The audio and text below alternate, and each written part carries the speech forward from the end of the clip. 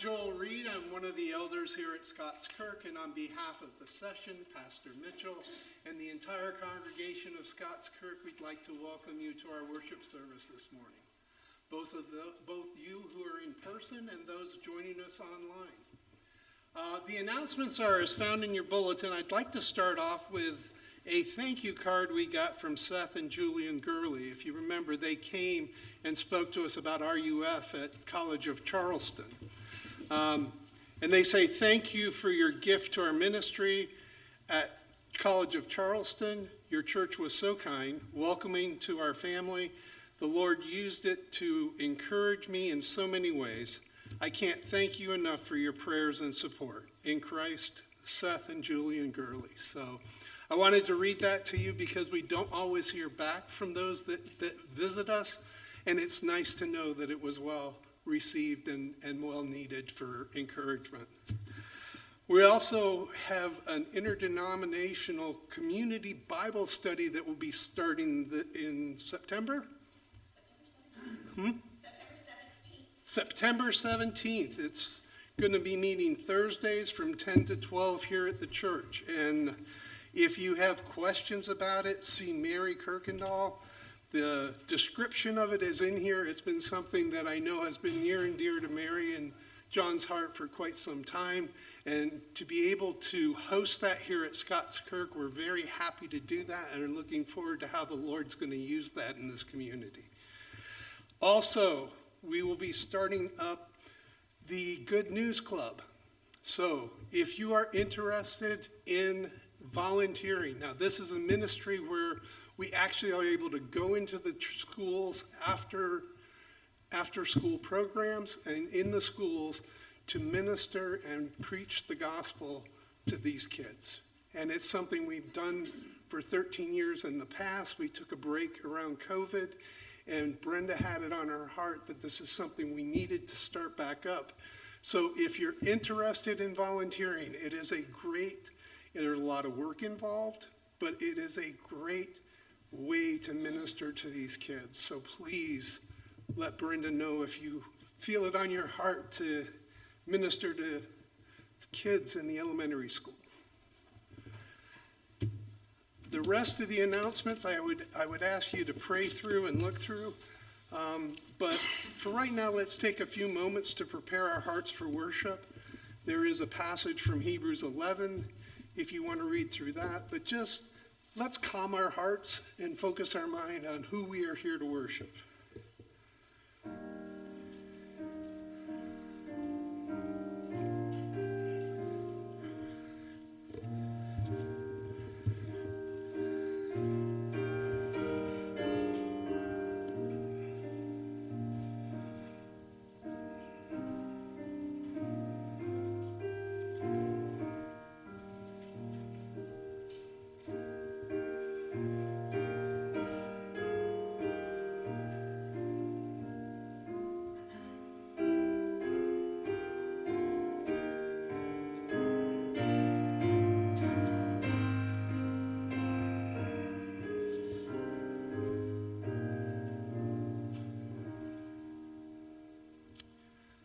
For our call to worship this morning, I'd like to use Ephesians chapter 1, verses 3 to 6.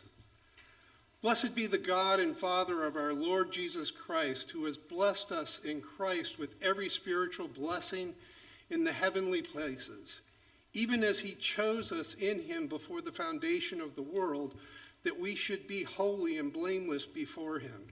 In love, he predestined us for adoption to himself as sons through Jesus Christ, according to the purpose of his will, to the praise of his glorious grace, with which he has blessed us in the beloved. Well, let's stand and sing to this glorious God who gave us a way back to him in Christ. And we'll use hymn number 110, stand and sing praise, the hymn of praise, hallelujah, praise Jehovah.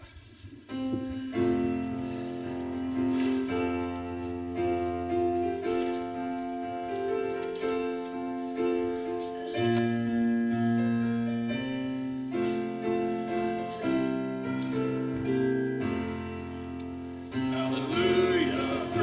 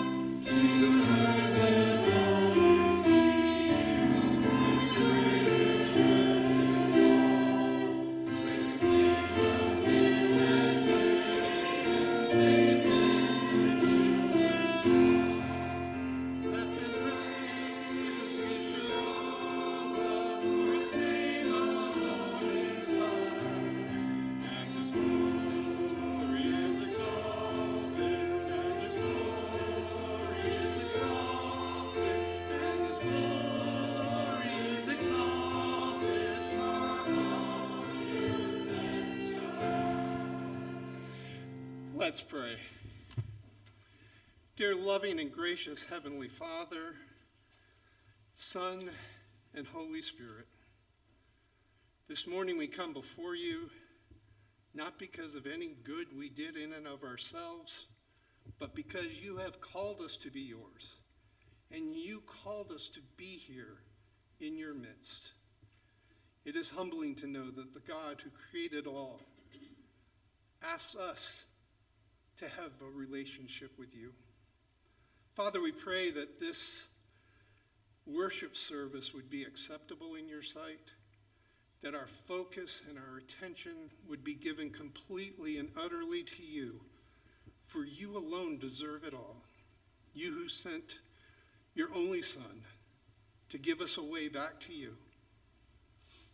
and to teach us about you, and mostly to teach us how to pray, saying, Our Father, who art in heaven, hallowed be thy name. Thy kingdom come, thy will be done, on earth as it is in heaven. Give us this day our daily bread, and forgive us our debts, as we forgive our debtors. And lead us not into temptation, but deliver us from evil. For thine is the kingdom, and the power, and the glory forever. Amen. You may be seated.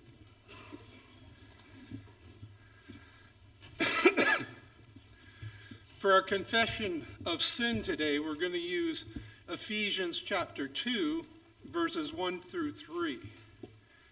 And you were dead in trespasses and sins in which you once walked, following the course of this world, following the prince of the power of the air, the spirit that is now at work in the sons of disobedience, among whom we all once lived in the passions of our flesh, carrying out the desires of the body and the mind, and we were by nature children of wrath, like the rest of mankind.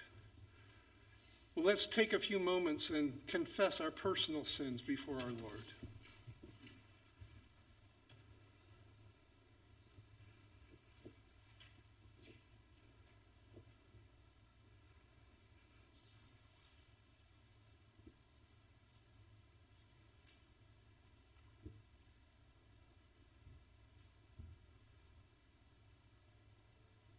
In Jesus' name we pray. Amen. But what's good to know is that we have an assurance of pardon. And we're going to use 1 Thessalonians 1, 8-10 to remind us of that. For not only has the word of the Lord sounded forth from you in Macedonia and Achaia, but your faith in God has gone forth everywhere, so that we need not say anything. For they themselves report concerning us the kind of reception we had among you, and how you turned to God from idols to serve the living and true God, and to wait for his Son from heaven, whom he raised from the dead, Jesus, who delivers us from the wrath to come. Well, let's stand for our confession of faith. We're going to be using a couple of questions from the Westminster Shorter Catechism, question 46 and 47. I'll read the question, and we can all say the answer together. What is required of the first commandment? The first commandment requireth us to know and acknowledge God to be the only true God and our God, and to worship and glorify him accordingly. What is forbidden in the first commandment? First commandment forbiddeth denying, not worshiping, or glorifying the true God as God and our God, and the giving of that worship and glory to any other is due. You may be seated. And if the children will come forward for the children's service.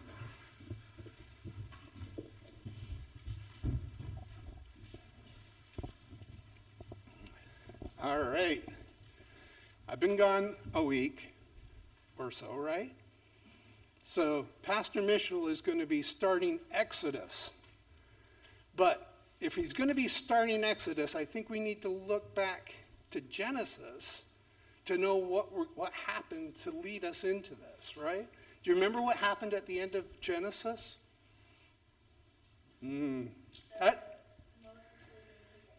That's going to be later in Exodus. In Genesis, remember Joseph and his brothers had sold him into slavery, and he went to Egypt. He went through a few things, but he rose, and God appointed him as second in command, pretty much, of Egypt, right? And what happened? A famine, right?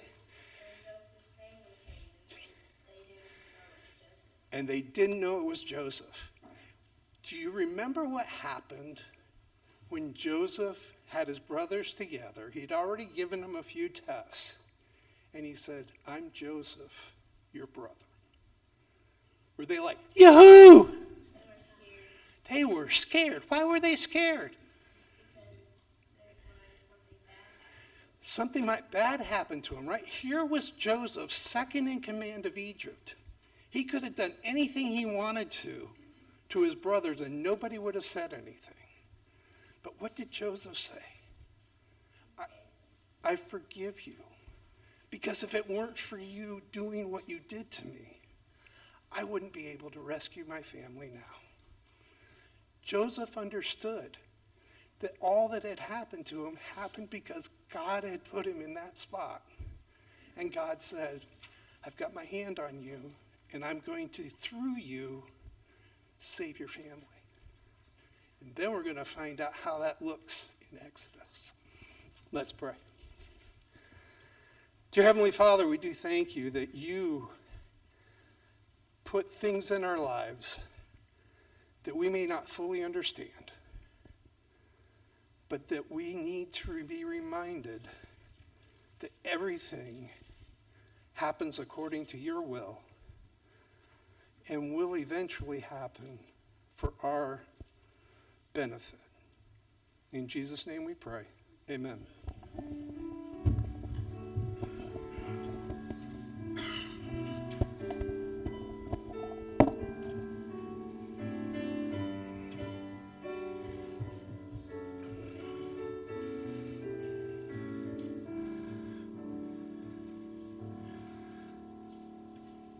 Our scripture reading today comes from 1 Corinthians chapter 10, verses 1 to 13.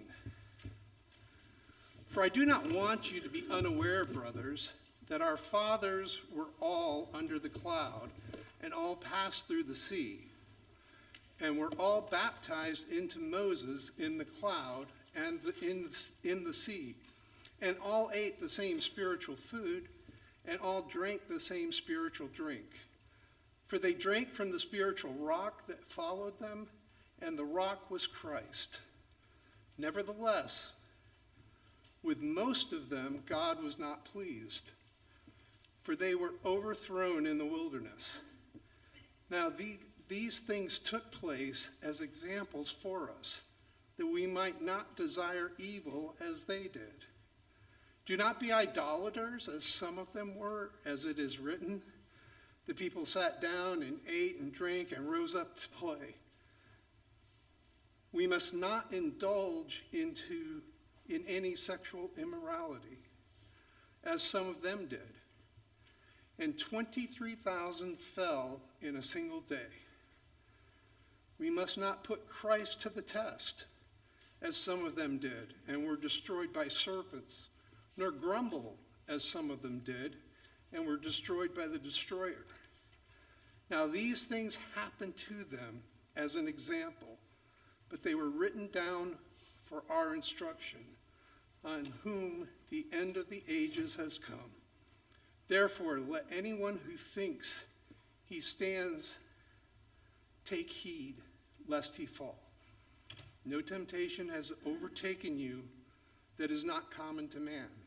God is faithful, and he will not let you be tempted beyond your ability. But with the temptation, he will also provide a way of escape, that you may be able to endure it. The word of the Lord.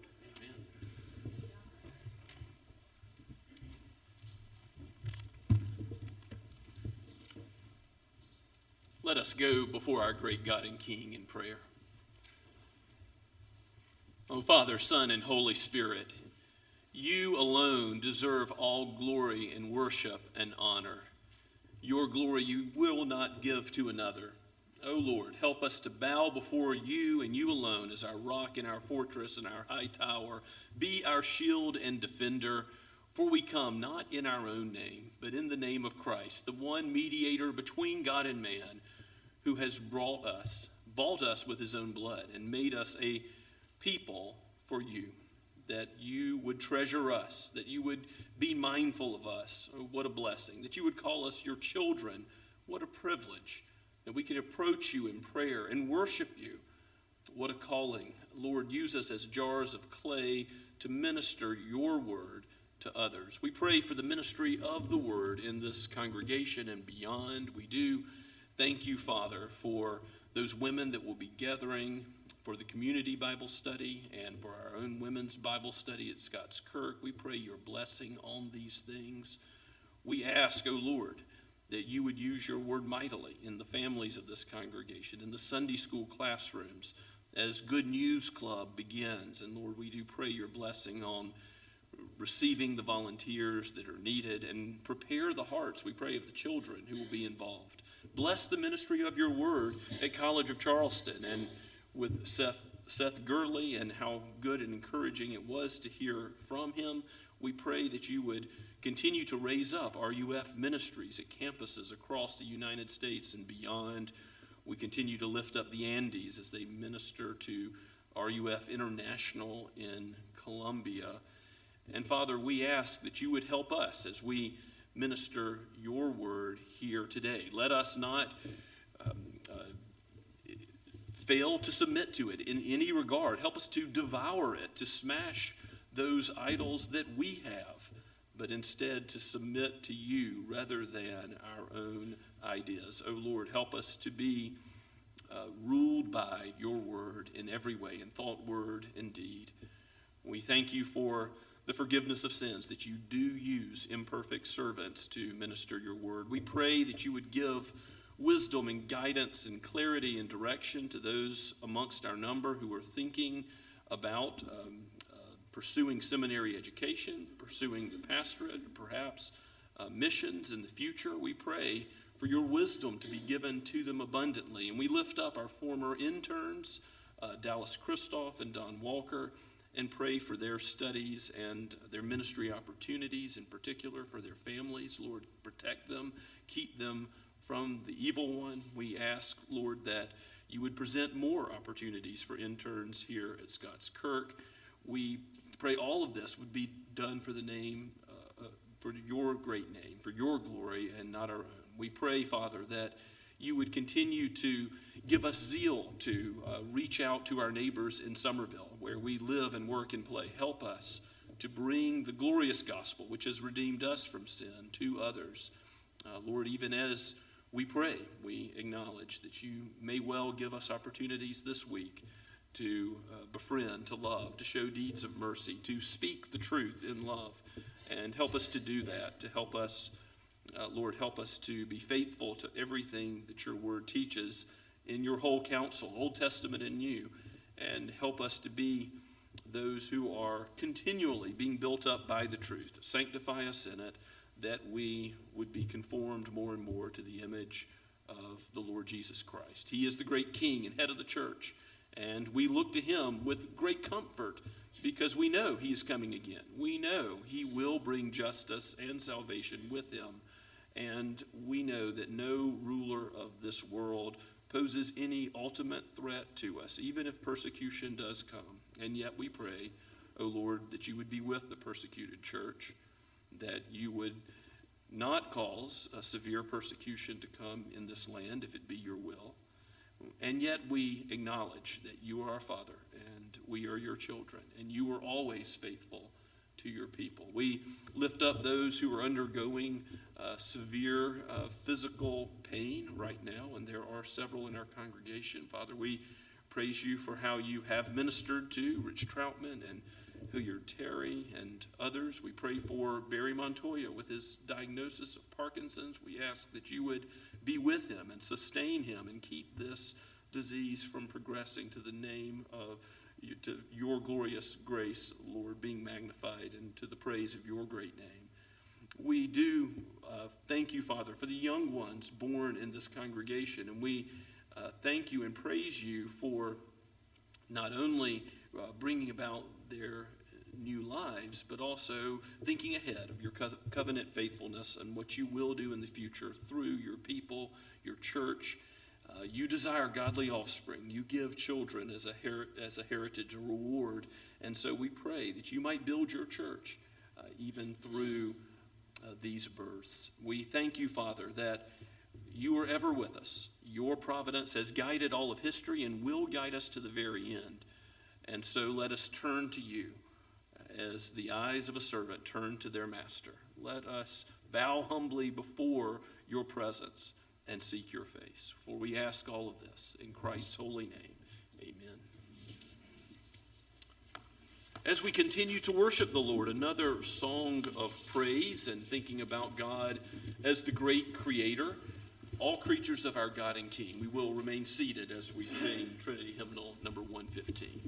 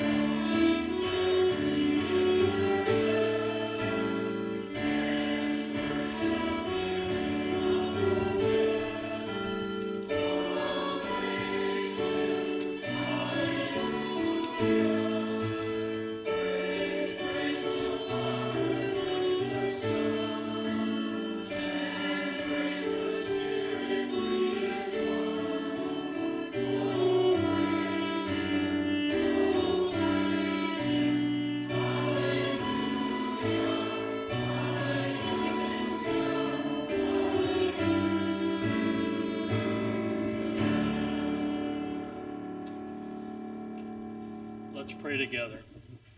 Heavenly Father, you are the creator and source of all things. In your goodness and love, you have provided for our needs. For your grace and mercy, we give you thanks. We thank you for the abundance of forgiveness extended to us. We are grateful for your Son who paid the price of sin we could not pay. You have provided for us with more than we could ever imagine. As you have been generous to us, we offer you these gifts as symbols of our gratitude. Use them to build up your church and support the community. In Jesus' name we pray. Amen.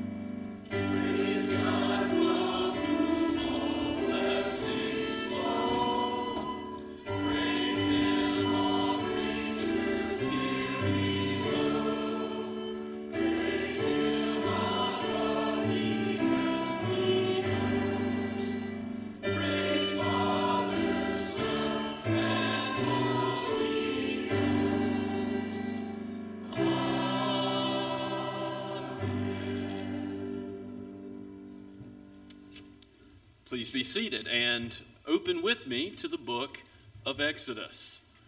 So I almost said open to the book of Genesis because Elder Reed has it exactly right with the children that to understand the book of Exodus, guess what you have to do?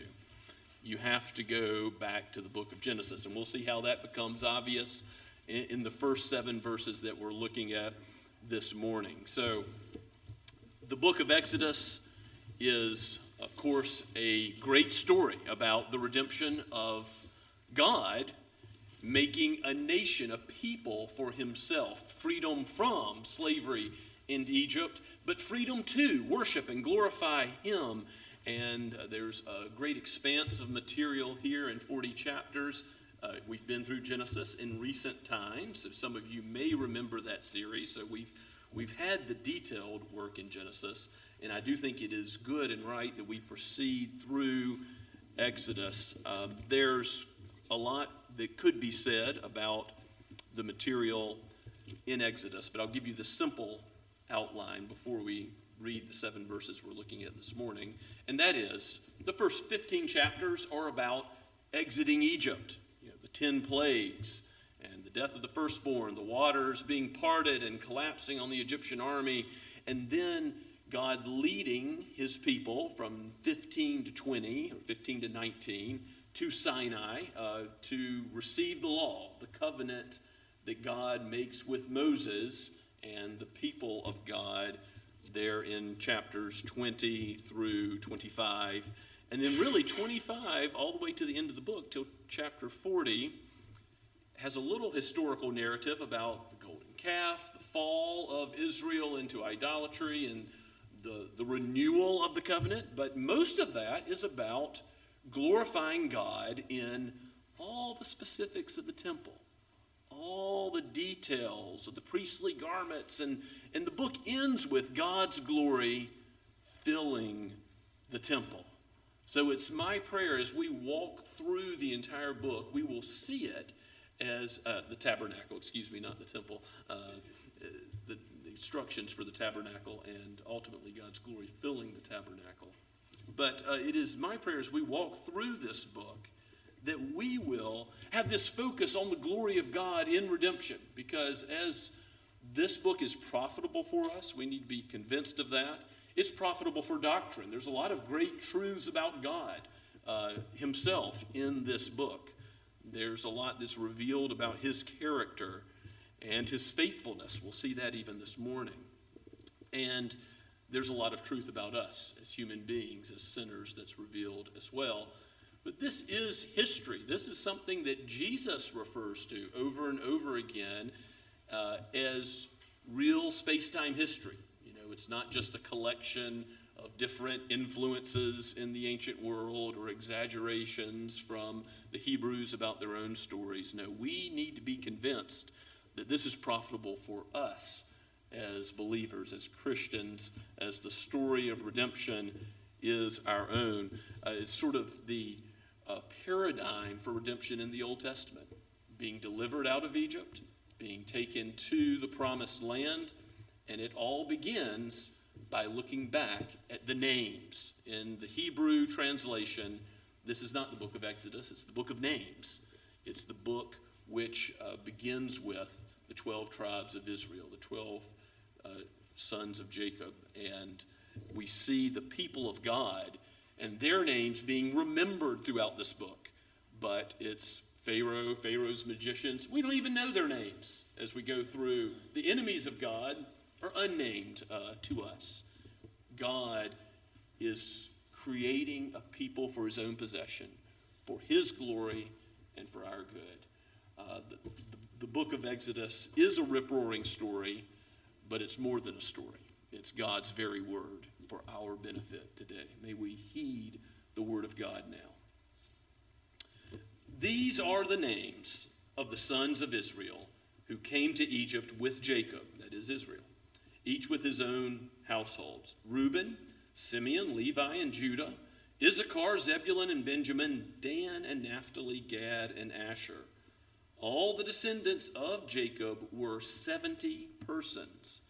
Joseph was already in Egypt. Then Joseph died, and all his brothers and that generation. But the people of Israel were fruitful and increased greatly. They multiplied and grew exceedingly strong, so that the land was filled with them. Let's pray and ask the Holy Spirit's help.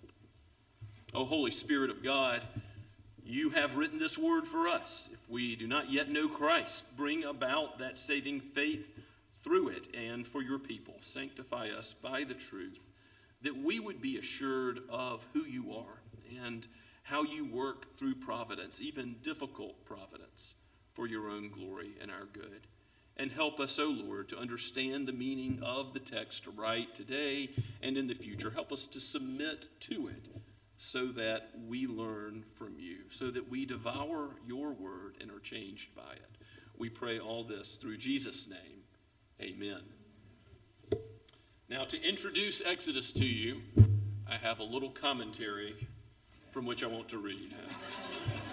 I was going to Xerox a page out of it, but I figured this would be more fun. And, you know, when I was a college student, I was really intimidated by books of this size, but I have to tell you, this is a very readable commentary. This one's by Philip Ryken, and one of my favorites so far. He was the minister at 10th Pres in Philadelphia. But in a short paragraph, this is how he introduces the book of Exodus. Exodus is an epic tale of fire, sand, wind, and water. That's right.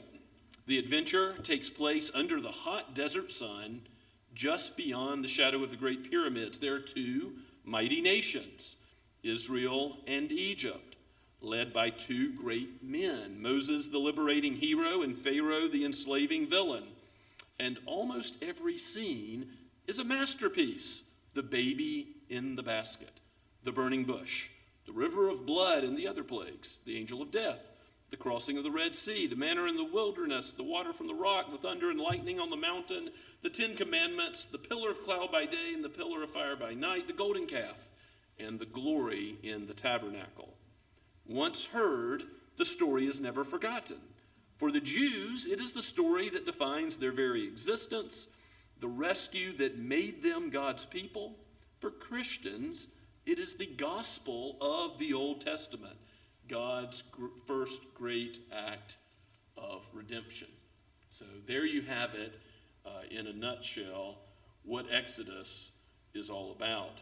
Now, as we begin to introduce the book, as I mentioned, we're going to be looking back to Genesis, and there's a few reasons for that. Actually, in the Hebrew, not only is it called the Book of Names, it's the Greek Septuagint translation that calls it Exodus, but the very first word in the Hebrew is really and these are the names. So when you start a book with the word and, there's a conjunction that presumes there's previous material, right? And that's exactly what Moses, the author of Exodus, is referring to.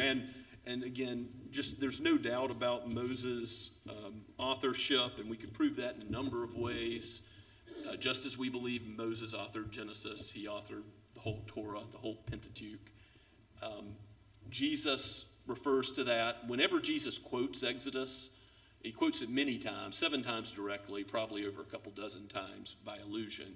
But in Mark 7, Mark 12, Luke 20, you have places where Jesus says, and Moses wrote, and then, he quotes, honor your father and your mother, or the passage about the burning bush. He quotes specific passages that are definitely from Exodus, and Jesus believes that Moses wrote them. Okay, so is that good enough? And I could go further to show that, John and Peter and Paul also believed that this is not written by JEDP conglomerates. If you've been in the higher critical world or had a college class that did not believe in Mosaic authorship, you know what I'm talking about. There's the Yahweh folks and the Elohim folks, as if they're 2 different gods.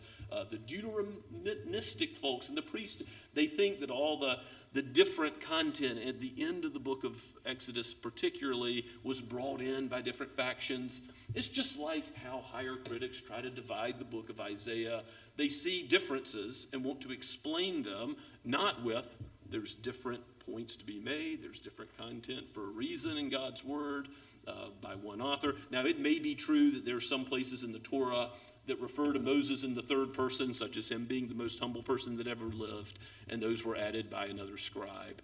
But the vast majority of the words in the Pentateuch we must take as written by Moses. Jesus himself did. So I think that is clear enough. But because it refers back to Genesis, we're going to see that there's quite a lot that we need to reprocess, refamiliarize ourselves with from the book of Genesis as we go through these 7 verses. So the names of the sons of Israel, and they are listed out, and they all came to Egypt. Why did that happen? It's because there was famine. And yes, the brothers sold Joseph into slavery. You read about that in chapter 37 of Genesis. But they end up crawling back to him. They don't know it at first, and we know how God ultimately uses for good that whole situation. His providence, his faithfulness to the promises he made to Abraham are going to be clear as we go through this text, because you list out the members of Israel, the 12 tribes, the 12 sons, and you think about the stories in Genesis. What happened between Judah and Tamar? The slaughter of the Shechemites. I mean, are these men and their offspring better than the Egyptians? Are they more moral? Are they smarter? It's the Egyptians that came up with the amazing civilization. What we're to see is they are God's people. They are redeemed people. It's not because of any merit in them. And if you walked through the whole Genesis series, you've read through the whole book of Genesis, you see very clearly God uses people who are flawed and sinful. And that can't be missed as you're thinking about Reuben and Simeon and Levi and Judah. And yes, David comes through Judah.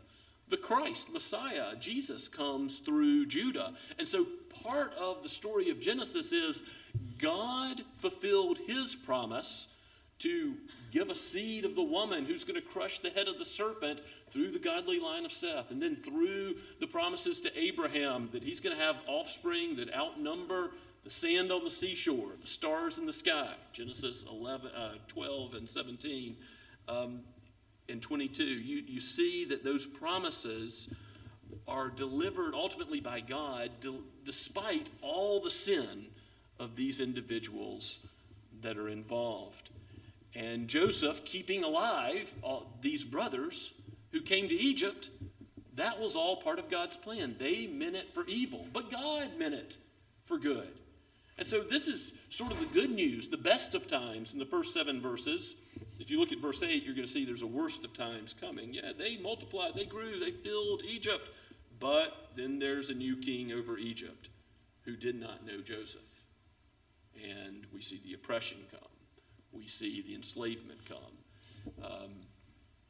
But it's through this persecution that God continues to work out his providence and his faithfulness to his people. In fact, it shows all the more that he is present with his people through the whole first 15 chapters and all the drama that is about to unfold.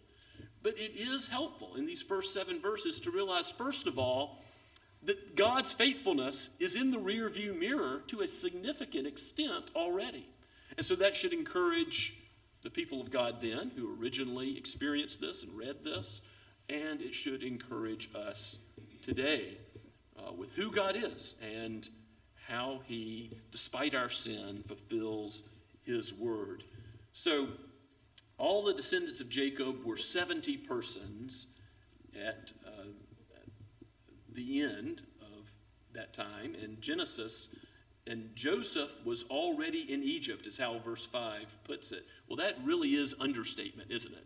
Joseph was in Egypt because why? The providence of God and him being sold into slavery. And then as a slave, being in Potiphar's house and not giving in to temptation, but being cast into prison. And then being cast into prison, he meets up with the cupbearer and the baker that are also cast into prison, because it wasn't just any prison. These servants of Pharaoh had dreams, and then Joseph does what? He interprets those dreams. And then 2 years later, what happens? Joseph has the opportunity to interpret Pharaoh's dreams, and Pharaoh learns through Joseph that famine is coming. So Joseph is promoted to Prince of Egypt, basically second in command. And it's through that God saves the lives of the other tribes of Israel, the other sons, as they come and they're fed. They don't die of starvation because of the promise of God being worked out. Joseph is in Egypt. Now, eventually, Joseph, too, dies. We'll see that his bones are carried. But his brothers and all that generation and the people of Israel, don't miss verse 7. This is really the point of this opening paragraph. The people of Israel were fruitful and increased greatly. Now, what does that remind you of back in Genesis?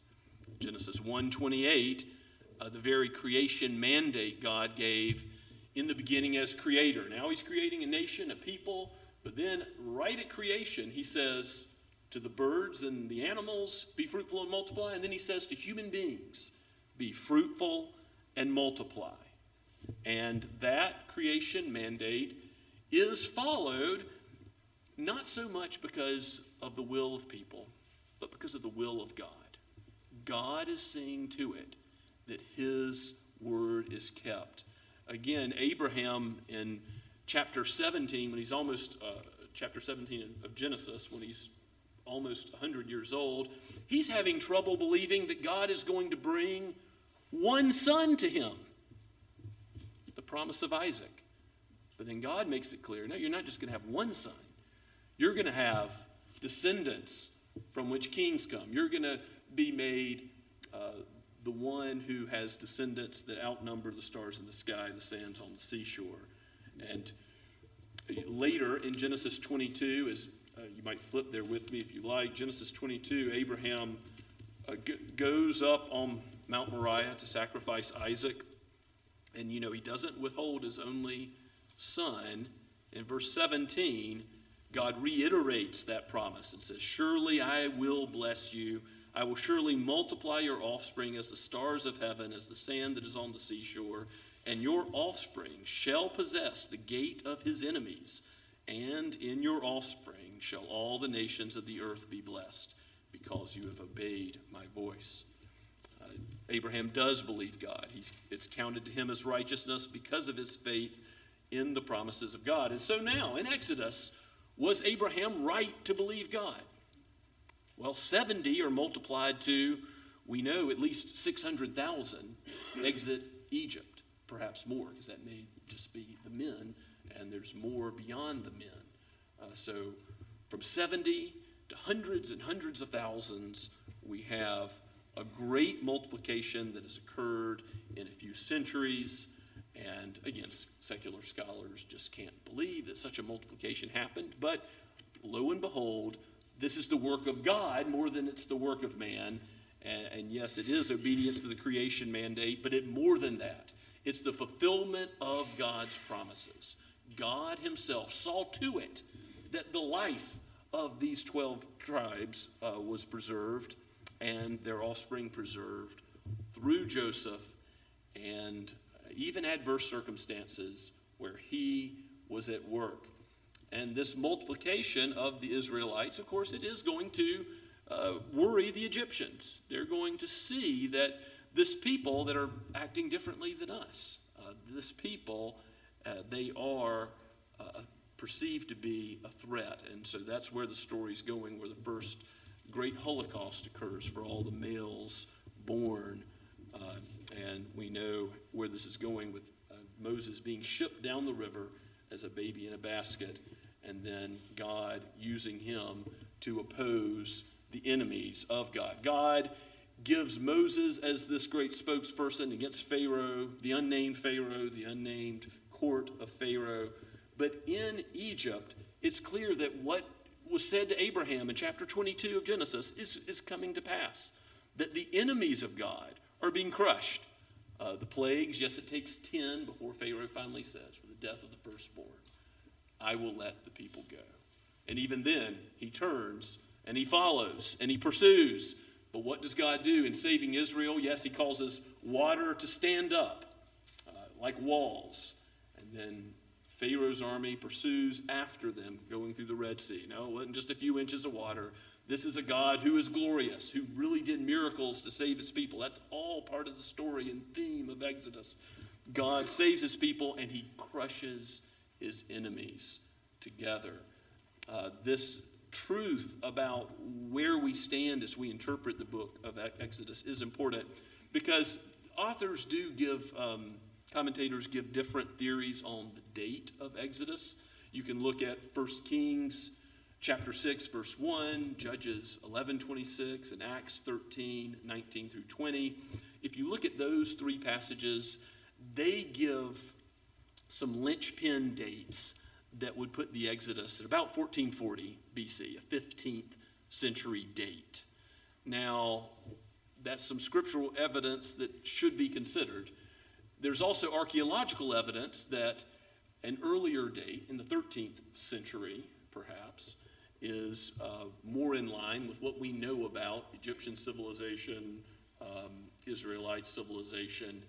And the bottom line is, there are Bible-believing scholars who come down on both sides of that equation. So I'm not going to get too upset. I don't lose sleep at night over what a lot of commentators lose sleep over, which is the exact date of the Exodus and when it happened.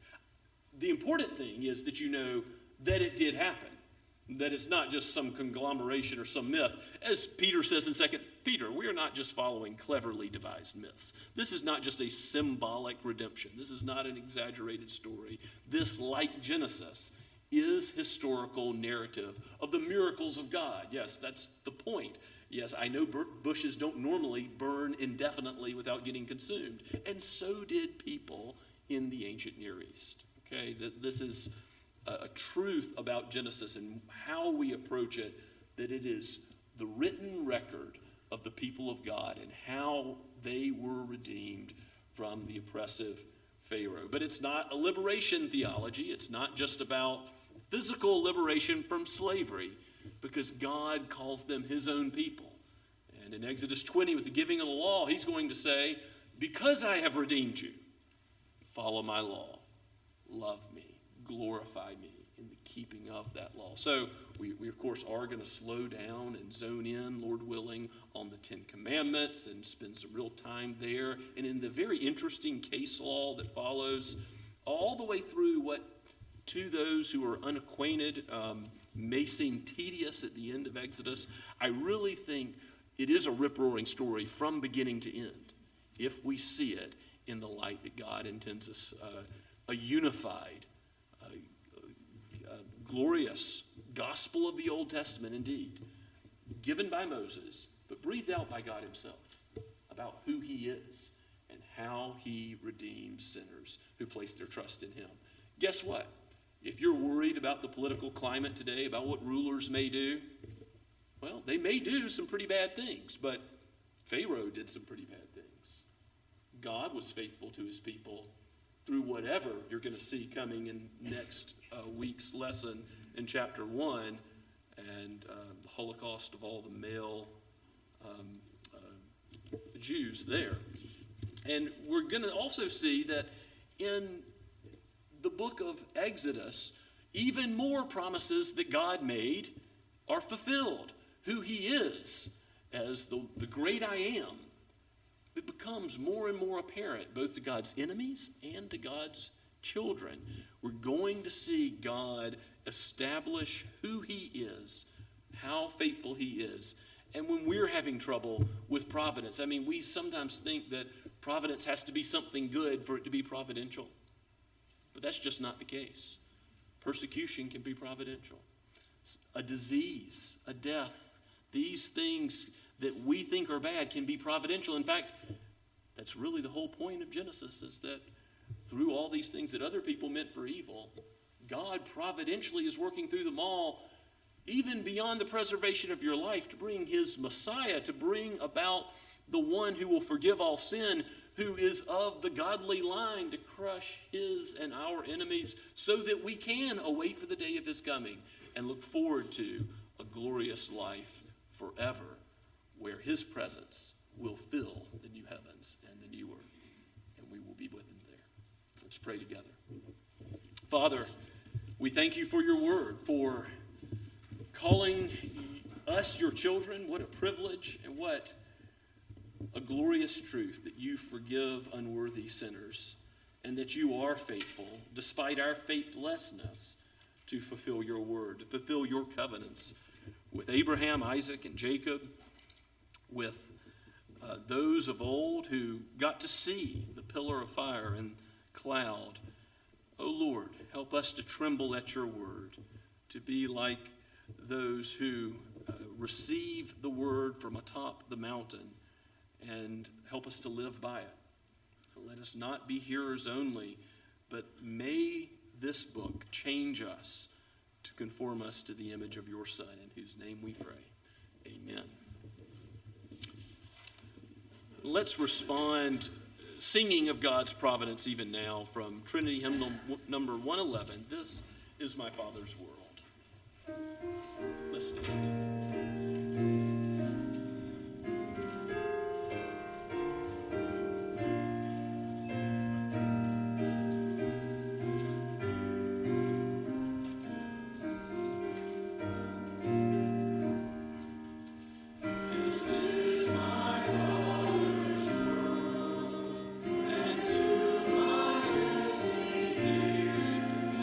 All nature sings and round me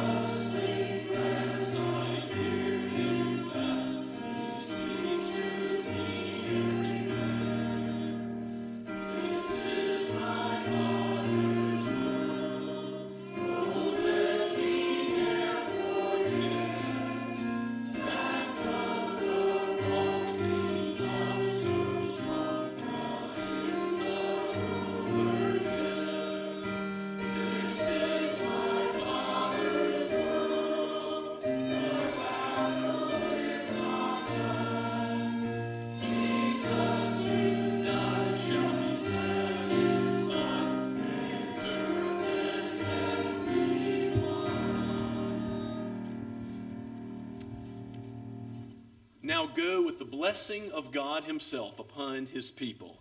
Now to him who is able to keep you from stumbling and to present you blameless before the presence of his glory with great joy.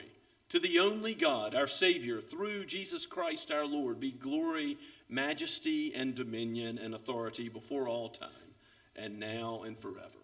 Amen.